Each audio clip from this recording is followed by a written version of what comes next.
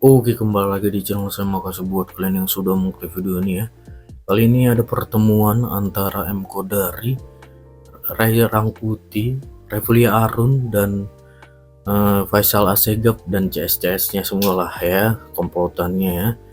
Kali ini ada narasi sesat mereka yang bilang Pak Jokowi akan dipenjarakan, dan langsung dipatahkan sama M Kodari dan membuat mereka panas betul ya.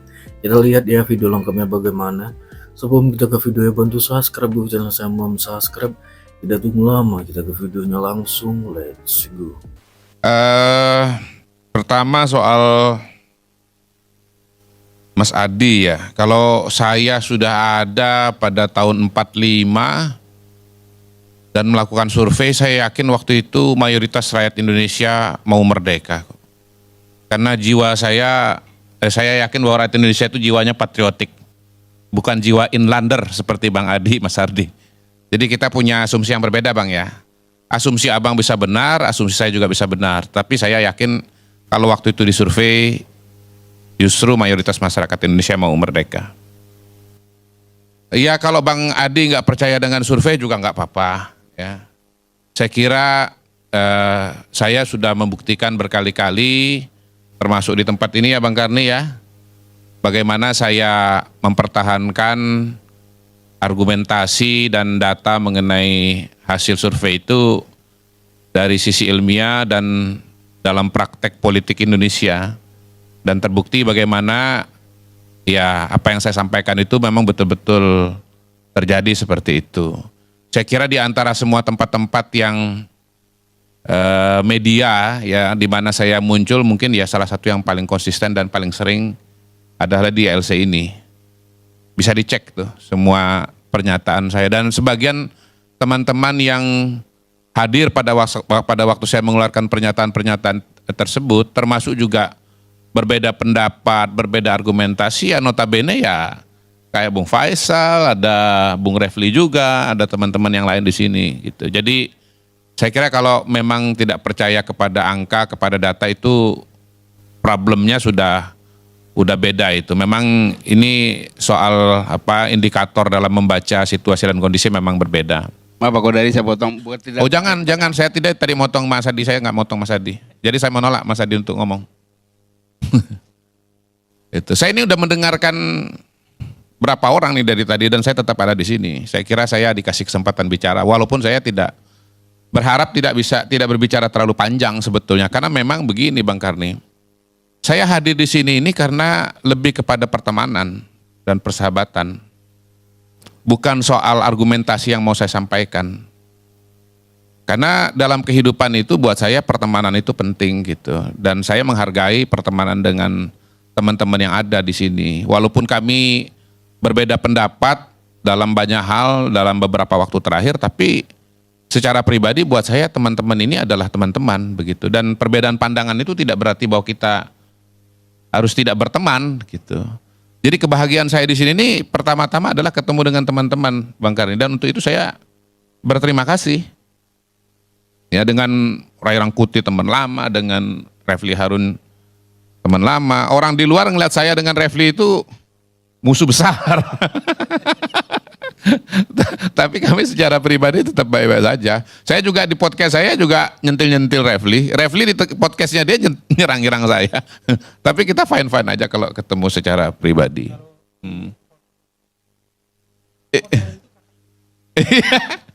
Karena saya tahu juga kalau Refli nyebut nama saya itu viewersnya jadi banyak gitu.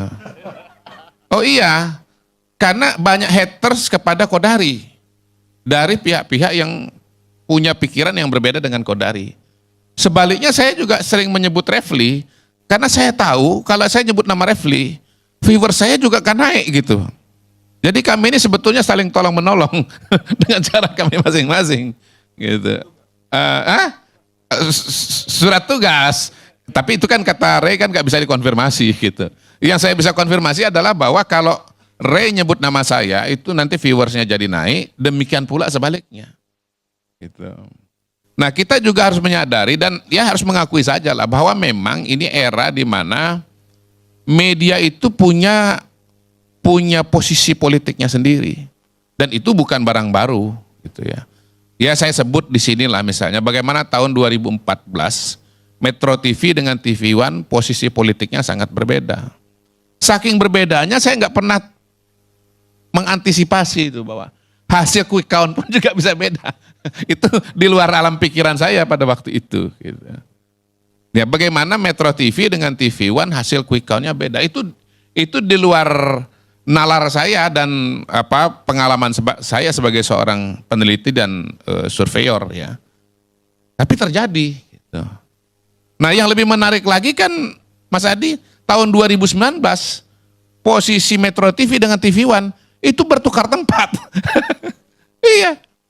Kalau pada tahun 2014 Metro TV pro Pak Jokowi, ya, TV One dukung Pak Prabowo, bukan 2019 ya, 2024, mohon maaf, 2024. Ini posisinya bertukar ini. Gitu.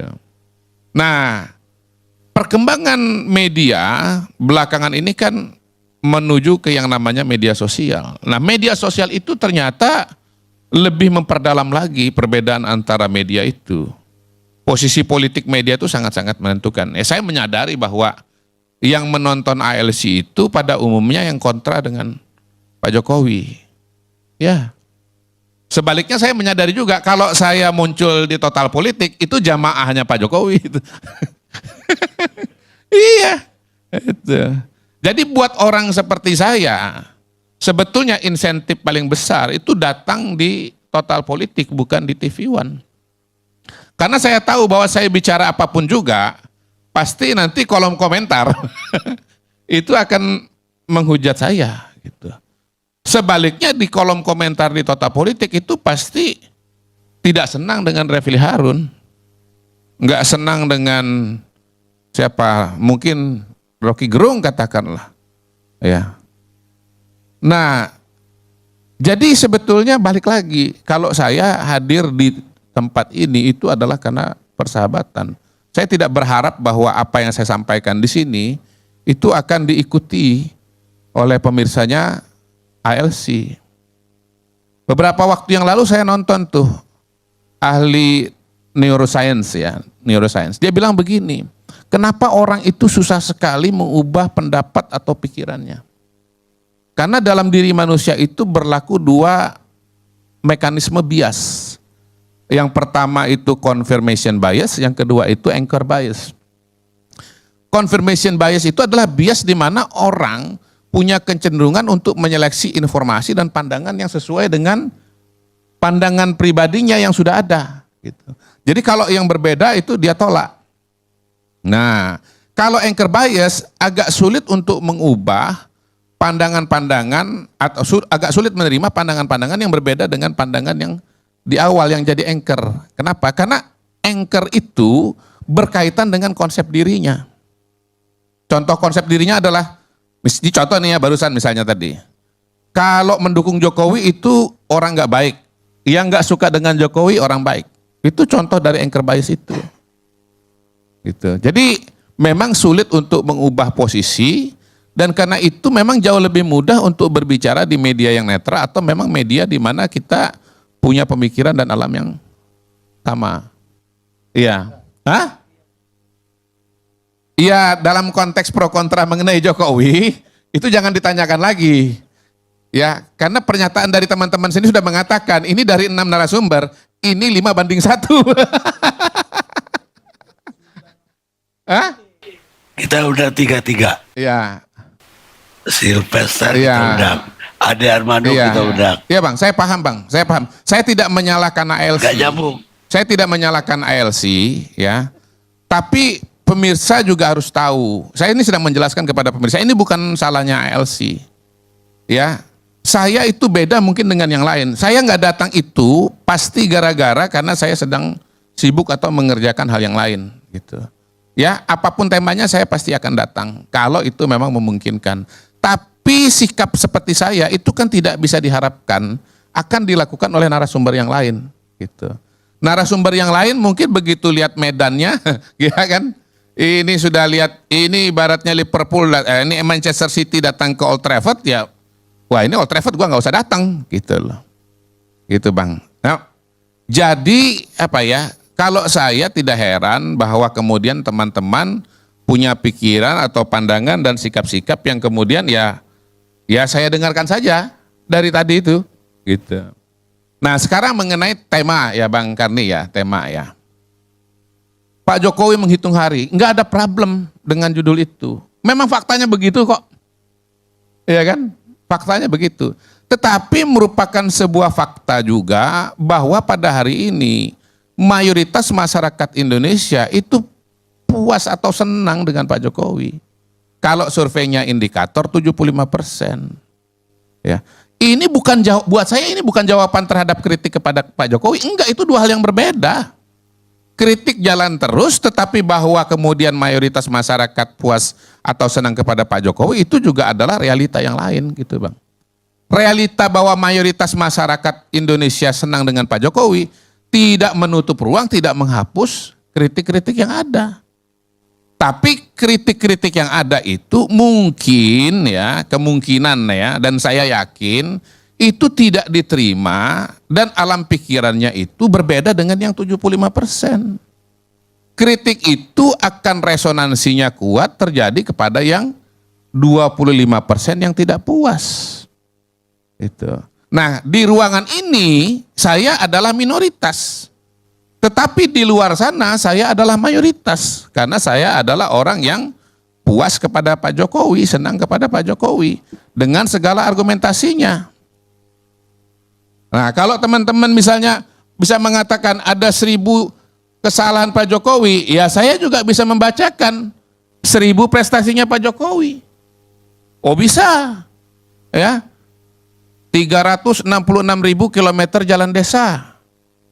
Rakyat di desa senang nggak? Senang. Tadi jalannya jelek, sekarang jalannya jadi bagus. Saya ini anak dari desa, anak dari kampung, anak dari daerah.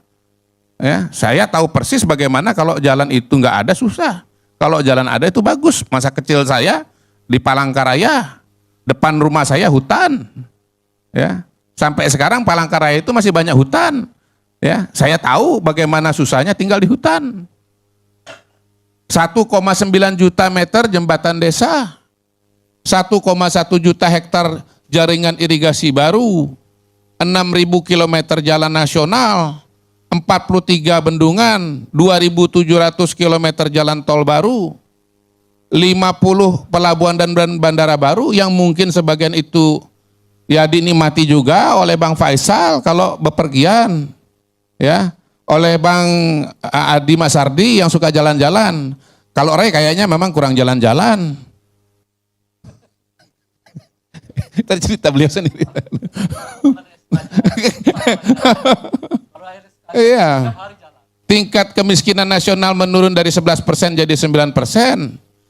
Kemiskinan ekstrim turun dari 6% jadi 0,8%. Ya. Indeks pembangunan manusia naik dari 68 ke 74. Kalau 1000 udah lah, kita percaya Ya, aja. Bang, kasih waktu sebentar dikit Bang. Ini Bang dari tadi 6 kali 30, saya ini belum seperlimanya ini Bang. Semua Tolong yang- kasih waktu Bang. Semua yang disebutkan itu verifikasi Bang. korupsi semua. Iya Bang, makanya kata dibilang 1000. Saya juga punya 1000 gitu loh. Ya, Ini tadi cuma 25% dibilang. punya 1000, yang 75% juga punya 1000. Dikit lagi Bang ya, dikit aja nih Bang ya, dikit Bang. Bukan tadi Pemerataan desa, ya kan? Nah, desa mandiri naik dari 174 di tahun 2016 menjadi 11.000 di tahun 2023. Ya, desa maju dari 3.000 naik jadi 23.000. Desa tertinggal turun jauh dari 33.500 jadi 7.000. Desa sangat tertinggal turun dari 13.000 menjadi 4.600. Happy nggak orang-orang di desa ini yang kualitas desanya jadi naik? Yang status desa tertinggalnya jadi turun.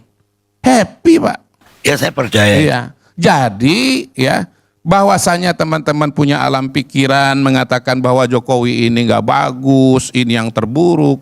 Itu kan alam pikiran teman-teman yang memang punya posisi politik atau evaluasi politik yang memang negatif kepada Pak Jokowi.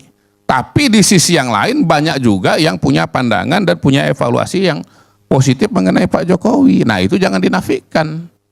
Itu. Nah kalau teman-teman mengatakan bahwa Pak Jokowi ketar-ketir, ya, saya bisa juga mengatakan Pak Jokowinya happy, ya, ketemu dengan Pak Prabowo, ketemu dengan masyarakat, sambutan masih ramai, ya kan, datang ke IKN, ada kegiatan lomba lari, ya betul ya, lomba lari kemarin ya, beberapa hari yang lalu, ya. Kalaupun begini, misalnya nanti Pak Jokowi turunnya Pak Jokowi insya Allah tanggal 20, saya yakin nih ya, saya yakin walaupun ada demo nanti teman-teman tanggal 14 atau tanggal berapa, itu akan berjalan dengan baik. Pak Jokowi sore akan pulang ke Solo. Dan setelah itu juga everything will be okay. Kenapa? Mari kita bercermin dari pengalaman pemimpin-pemimpin sebelumnya. Pak Harto misalnya, kalau kita bicara pemimpin-pemimpin kita yang belakangan ya, yang kena demo paling gede, ya, yang kena demo paling masif, yang mahasiswa paling banyak, gitu ya, itu pasti Pak Harto. Didudukin kok DPR-nya, sampai-sampai Pak Hartonya mundur. Tapi apa kemudian Pak Harto masuk penjara? Ada Pak Harto di penjara? Enggak ada. Sampai beliau meninggal. Iya, tapi kan seret ke pengadilan. Tadi kan kalimatnya dari teman-teman kan seret pengadilan. Sekarang Pak Harto pernah nggak masuk ke pengadilan? Iya, saya mau faktor usia, mau faktor tuyul, mau faktor kadal. Ya, pada hari ini faktanya tidak ada Pak Harto yang katanya dijatuhkan atau ditumbang. Masuk ke dalam penjara. Jangankan masuk penjara, masuk pengadilan pun tidak. Ya, itu demo semua mahasiswa loh, bukan cuman BEM SI loh ya. Ya sekarang ini kan BEM juga macam-macam juga. Ada BEM SI, ada BEM Nusantara, BEM itulah, BEM Onolah. Gitu. Gus Dur, betapa banyak demo yang terjadi pada masa Gus Dur. Ya, banyak sekali demo pada masa Gus Dur. Yang membuat kemudian Gus Dur itu turun. Gus Dur juga konfrontasi luar biasa dengan partai politik, dengan semua partai politik. Menteri dipecatin tiap hari. Bukan gak ada masalah hukum, Bung Rey, ada kasus Bulog Gate. Tetapi setelah Gus Dur turun berhenti, ya, dari presiden, ada nggak proses hukum kepada Gus Dur? Ada nggak Gus Dur masuk ke dalam pengadilan? Ada nggak Gus Dur masuk kena kasus pidana? Nggak ada. Sekarang Pak Jokowi ada nggak konfrontasi dengan partai politik? Nggak ada. Satu-satunya partai politik pada hari ini yang berbeda sikap dengan Pak Jokowi cuman PDI Perjuangan. Dan yang terpilih sebagai presiden adalah partnernya Pak Jokowi, yaitu Pak Prabowo. Nah, kalau saya melihat Pak Prabowo menggandeng PDI Perjuangan, kalau misalnya nanti PDI Perjuangan masuk dalam pemerintahan, justru itu malah makin jagain Pak Jokowi. Bukan kemudian karena dia ketemu dengan Bu Mega lalu meninggalkan Pak Jokowi, enggak. Kalau Pak Prabowo itu meninggalkan Ibu Mega, kawan-kawan, itu Prabowo ketemu Mega udah lama banget. Udah dari dulu-dulu. Kenapa belum ketemu sampai sekarang? Karena Pak Prabowo nggak mau ninggalin Pak Jokowi. Pada hari ini, kalau terjadi pertemuan Prabowo dengan Mega, bukan Prabowo yang berubah, Megawatinya yang berubah. Ini lantang nih saya katakan, Megawatinya yang berubah. Mega yang kemudian realistis. Mari kita bahwa situasi Pak Rey, saya tadi tidak menghentikan Pak Rey bicara. Ya, ini mempertegas dulu. Jadi rencana pertemuan ini menurut Kodari diminta dan diinisiasi oleh Ibu Mega, bukan oleh Prabowo. Saya nggak usah jawab itu, silakan diinterpretasikan ya. Saya tidak mengatakan siapa yang menginginkan dan memulai. Saya cuma mengatakan ya, kalau nanti pun terjadi yang menyesuaikan diri itu Ibu Mega, bukan Pak Prabowo, gitu ya. Alasannya apa? Ya kadang-kadang saya jelaskan, sebagian saya nggak jelaskan. Kalau Anda nggak ngerti ya salah Anda sendiri. Ya. Jadi pada hari ini dari mana ceritanya Pak Jokowi itu akan masuk penjara? Nggak ada ceritanya. Dari mana judulnya? Secara politik, iya belum bang, belum. Ini saya lagi ceritakan ini bang. Ini bang nih. Saya ini sendiri nih bang dibandingkan 5 ini bang, gitu. Ya. Jadi jatah saya ini sebetulnya 3 orang ini ngomong. Saya jujur agak terganggu dengan pernyataan saya sendiri banding 5. Sebab begini Bung Kodari, dari awal saya sudah menanyakan mengapa komposisi ini terjadi seperti ini. Faktanya kan memang saya Iya, sendiri. tetapi kalau Anda Cip, mengulang, gini loh Cip, kalau Cip, Anda faktanya mengulang-ulang adalah dari 5 pembicara, ya itu saya betul. cuma dari 6 pembicara saya Tapi cuma sendiri. kalau Anda mengulang-ulang itu seolah-olah Pak Karni Ilyas Enggak, ini saya membuat. enggak. Gini, Oleh saya cuma karena itu minta cukup, waktu enggak usah dikasih diulang. bicara lebih banyak. Setuju, Jangan diberhentikan tapi jangan dulu. tiba-tiba buat framing dong. Bahwa seolah-olah yang 5 Bos, ini dalam setiap satu kita barisan, berbicara ini, kita dan kasih Anda barisan framing. tersendiri. Anda jangan berpretensi, Itu- Anda tuh nggak kasih framing. itu Anda yang tuh saya framing luar tolak. biasa. Iya, tapi Anda itu yang- pembicara yang naif kalau Itu Anda yang berbicara saya lalu tolak. mengatakan Sebab Anda nggak sejak framing. Sejak dari awal saya sudah mengatakan Oke, bahwa izin saya lanjutkan Bung ya. Karni, Gini. kenapa ini kok bisa Gini loh, gini. Dima ini seperti satu arus tapi satu tidak. Itu semua Oleh orang karena udah itulah paham, saya udah tanyakan jelas. kepada Bung Karni. Ya. Bung Karni sudah jawab. Oleh karena itu harus kita hargai juga upaya yang telah dilakukan oleh Bung Karni mengundang komposisi yang kita Loh. anggap lebih seimbang. Loh, Anda tuh baru Jadi kalau lupa apa ya? penerus Barusan Anda- saya yang paling depan menjelaskan kepada pemirsa Ya, itu makanya, kenapa kalau Anda komposisinya seperti ini. kalau Anda Saya ini ulang-ulang. tidak mempersoalkan mengenai komposisi, Ya, oleh karena enggak. itu jangan diulang-ulang. Loh, Seolah-olah saya nggak mempersoalkan. nggak Saya fair. cuma minta waktu Anda untuk nggak berbicara. fair, karena Anda membuat Saya dari apa- awal sudah mengatakan saya mau bicara sependek-pendeknya. Ya. Tetapi saya ini menanggapi 5 orang. Itu yang nggak bisa Menanggapi saya- 5 itu yang orang. tidak fair. Bagaimana Anda Tiba-tiba mengharapkan Anda saya mengakumulasi untuk menanggapi 5 ini. orang seolah-olah saya menanggapi 2 Itu orang. yang saya anggap tidak fair. Bagaimana Anda yang nggak fair kepada saya. Anda bagaimana Saya mengakumulasi? menanggapi 5 orang. Saya berbicara- Anda harapkan saya menghadapi 2 orang atas nama saja. diri Anda saya. yang nggak fair. Silakan Saya berbicara pemirsa. atas nama diri saya.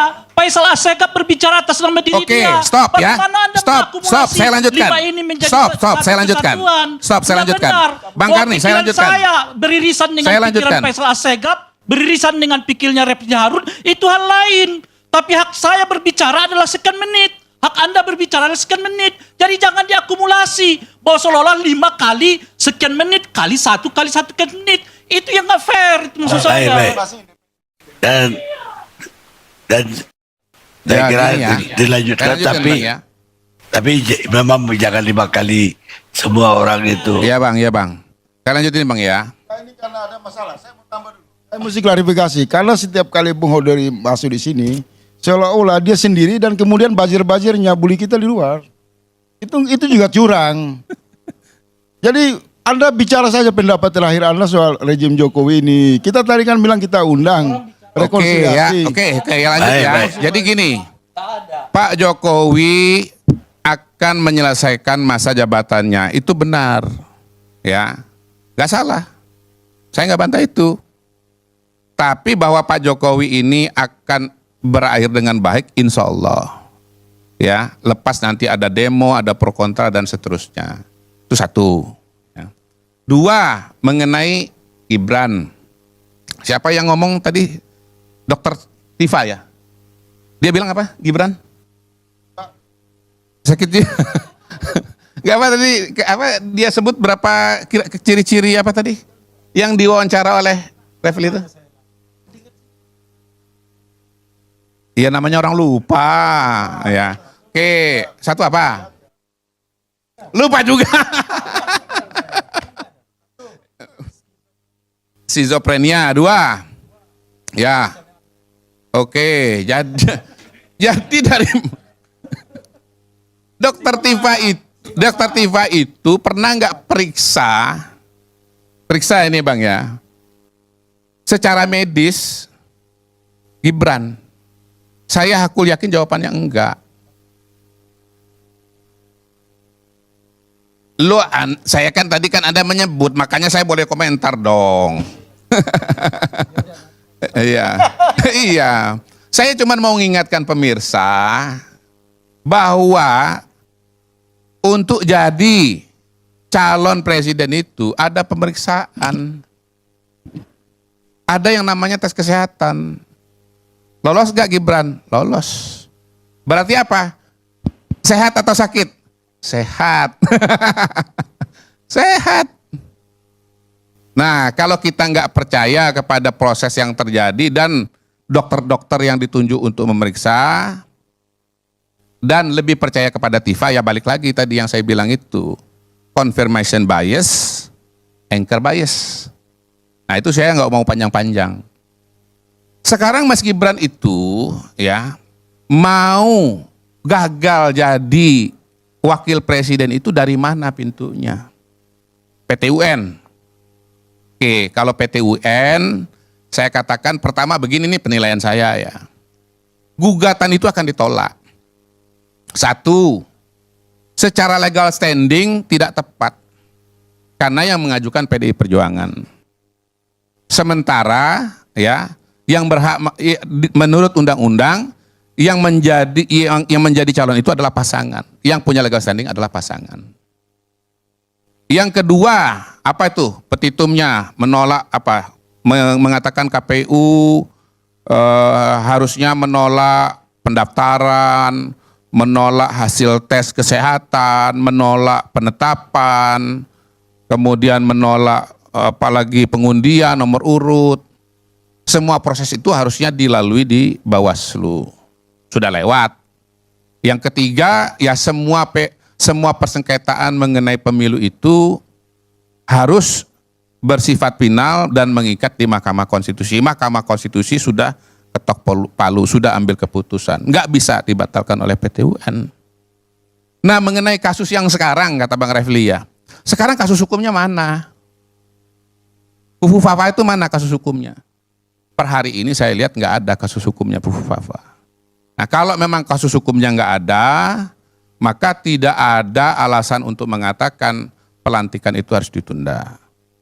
Lebih daripada itu saya mau tambahkan, yang memilih Gibran sebagai wakil itu, satu Pak Prabowo, dua partai-partai koalisi. Ya. Jadi Pak Prabowo berkepentingan dengan Gibran, berkepentingan. Partai-partai politik berkepentingan nggak dengan Gibran? Berkepentingan. Lebih jauh daripada itu, ya Pak Prabowo ini mau segera dilantik. Kalau ada instabilitas, ada masalah, apakah itu tidak mengganggu bagi Pak Prabowo? Cara kita melihat jangan cuma dari kacamata kita, lihat juga dari kacamata Pak Prabowo. Saya hakul yakin bahwa Pak Prabowo dan timnya ingin proses pelantikan yang tinggal menghitung hari ini, ya, ingin agar itu berjalan dengan baik dan lancar. Ya, ingin sekali supaya berjalan baik dan lancar. Dan proses-proses yang kontra itu akan membuat pelantikan yang lancar itu akan terkendala. Which is yang sudah so far so good. Pada hari ini Pak Prabowo tuh konsentrasinya kemana? Nggak mikirin Fufu Fafa. Ya, paling nggak Pak Dasko udah ngatakan itu bukan hal penting, nggak dipikirin. Yang jadi concern Pak Prabowo sekarang ini apa? Susunan kabinet, nama-nama menteri, nomenklatur kelembagaan. Itu yang jadi isi kepalanya Pak Prabowo. Bukan soal-soal yang tadi banyak disebut, apalagi ya tidak melantik, ya tidak membawa Gibran untuk dilantik sebagai calon wakil presiden. Demikian Bang, terima kasih. Oke, itu dia videonya. Gimana menurut kalian? Coba komen di bawah. Dan sampai bertemu di video saya selanjutnya. Bye.